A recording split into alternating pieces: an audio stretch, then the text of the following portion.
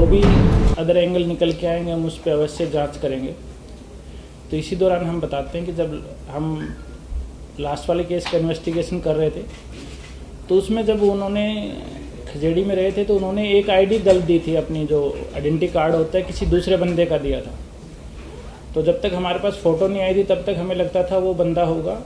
तो उसी बंदे को हम पकड़ने जम्मू गए, हमें सूचना थी कि जम्मू में है वो।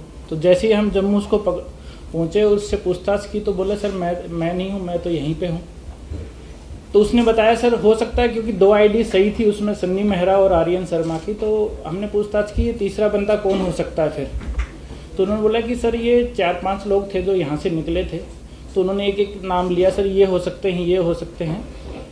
तो फिर हमने एक एक का पूछताछ करना शुरू किया। तो उसी दौरान हमें पता चला कि 2-3 लोग और निकले हुए हैं सेम इसी पर्पज़ के लिए, और उनको फिर हमने ढूंढना शुरू किया, कहाँ उनके पीछे पीछे चलना शुरू किया। वो अपने हाइड आउट चेंज करते जा रहे थे।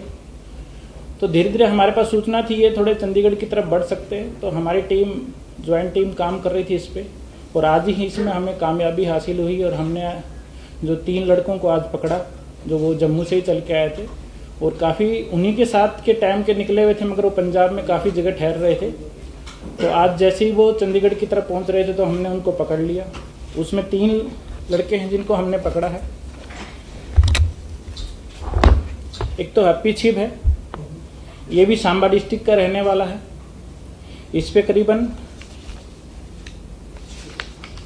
6 प्रीवियस केसेस हैं इसके ऊपर सांबा डिस्ट्रिक्ट में और जम्मू में इधर उधर। दूसरा है राहुल, ये भी सांबा डिस्ट्रिक्ट का ही रहने वाला है। इसके ऊपर प्रीवियसली 2 पर्चे हैं। एक तीसरा है वंश शर्मा, ये डिस्ट्रिक्ट सांबा का ही रहने वाला है। इसके ऊपर भी 4 पर्चे हैं, पहले के 4 एफआईआर दर्ज हैं। आज हमने जो इनके जो पकड़ा है, इसमें जो अपना हैप्पी छिब है उसके पास से हमें 1 पिस्टल और 2 लाइव कार्ट्रिज मिले हैं। दूसरे के पास से एक सोफिस्टिकेटेड, राहुल कुमार के पास सोफिस्टिकेटेड पिस्टल और 2 लाइव कार्ट्रिज मिले हैं, और वंश के पास 5 लाइव कार्ट्रिज मिले हैं। ये भी इनका भी हैंडलर ने अभी तक इनको कोई आगे का डायरेक्शन नहीं दिया था कि कहाँ जाके अभी करना है। इनको सिर्फ ये बोला गया था कि आप चंडीगढ़ की तरफ पहुँच जाइए, आगे हम आपको आगे का डायरेक्शन देते रहेंगे। और जो हैंडलर ही था जो समय समय पे इनको जगह चेंज करने के डायरेक्शन भी देता था कि ये जगह चेंज कर लीजिए, दूसरी जगह पे चले जाइए। और इसमें चंडीगढ़ पुलिस ने बड़ी मुस्तैदी से काम करते हुए हमने इंसिडेंट होने से पहले ही पकड़ा है इस चीज़ को।